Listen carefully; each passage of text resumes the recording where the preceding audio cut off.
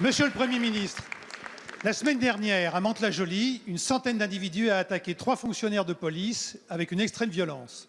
Des faits similaires se sont produits dans d'autres villes des Yvelines, comme dans l'ensemble du pays. Ces actes inacceptables sont d'une grande lâcheté et inspirent le dégoût à tous, et plus particulièrement à ceux qui habitent le quartier où se sont produits les faits, qui m'ont dit leur incompréhension du laxisme qui prévaut face aux coupables de ces actes et réclament des réactions exemplaires. Ces actes criminels doivent cesser et leurs auteurs doivent être punis. Avant, il y avait le respect de l'autorité. Maintenant, on va provoquer l'autorité. C'est inacceptable. Monsieur le Premier ministre, que comptez-vous faire pour rétablir l'ordre républicain? La parole est à Monsieur Laurent Nunez, secrétaire d'État auprès du ministre de l'Intérieur. Monsieur le Président, Mesdames et Messieurs les députés, Monsieur le député Michel Vialet, vous signalez cette agression grave qui a eu lieu de fonctionnaires de police, effectivement, au Val-Fouré à Mantes-la-Jolie. Donc je veux saluer d'ailleurs le courage de ces policiers qui ont résisté, qui n'ont pas reculé, qui ont maintenu l'ordre républicain. J'ai la faiblesse de penser, Monsieur le député, que contrairement à ce que vous dites, si nous avons ce type de violence urbaine, c'est aussi parce que dans le cadre de la sécurité du quotidien, oui, nous sommes présents dans les quartiers. Si nous avons ce type de violence urbaine, c'est parce que dans le cadre de la lutte contre les produits stupéfiants, nous sommes bien plus présents que nous n'étions par le passé.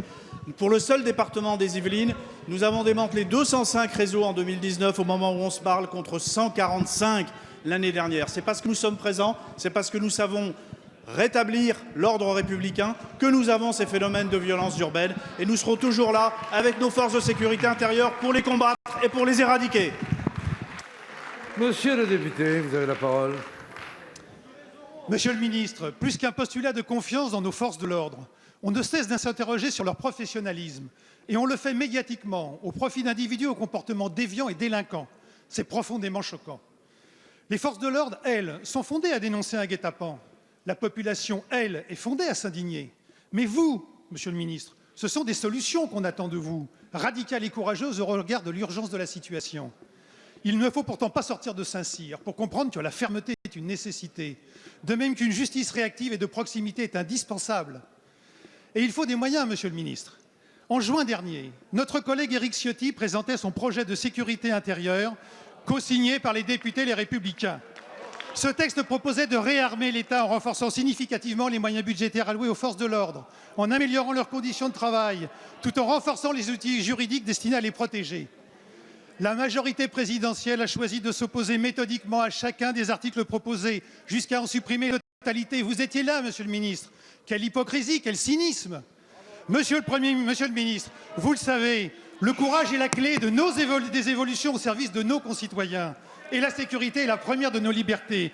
Quand allez-vous entrer en action avec efficacité? Quel engagement prenez-vous ici devant la représentation? Monsieur le ministre, vous avez la parole.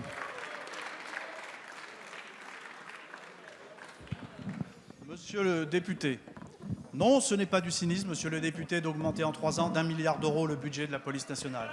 Non, ce n'est pas du cynisme, Monsieur le député, d'avoir décloisonné l'action des forces de police comme jamais cela n'a été fait avant, et notamment dans le cadre de la lutte contre les produits stupéfiants. Et ça, vous ne l'avez jamais fait, vous ne l'avez jamais fait avant 2012.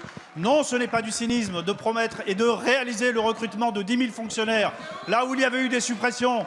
Non, ce n'est pas du cynisme de lutter comme nous le faisons contre le terrorisme, là où vous n'avez pas été incapable de le faire, là où nous avons instauré un chef de filat de la DGSI. Non, ce n'est pas du cynisme.